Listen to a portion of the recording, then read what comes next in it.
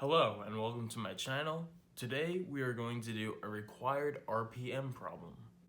The question is, if the speed necessary for reaching a port at a designated time is 15.7 knots and the pitch of the propeller is 23.4 feet, how many RPM will the shaft have to turn assuming a negative 6% slip? So the formula for this problem is slip times pitch times 60 times RPM divided by 6080 feet, because 6080 feet is equal to 1 nautical mile, is equal to the distance in 1 hour. So basically what we're going to do is multiply each RPM into this formula, because slip is given. Slip is 1.06 because it's negative.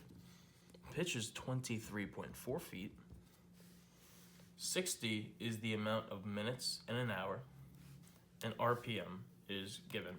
If we put each value into this formula, we get these values. And our distance per hour is given, which is 15.7 nautical miles per hour. So our end goal is to get that 15.7, and as we see here, 64 RPM gives us 15.665 nautical miles in 1 hour. Answer choice C is our answer. If you found this video helpful, please hit the like button and subscribe for more U.S. Coast Guard license question explanations in the future.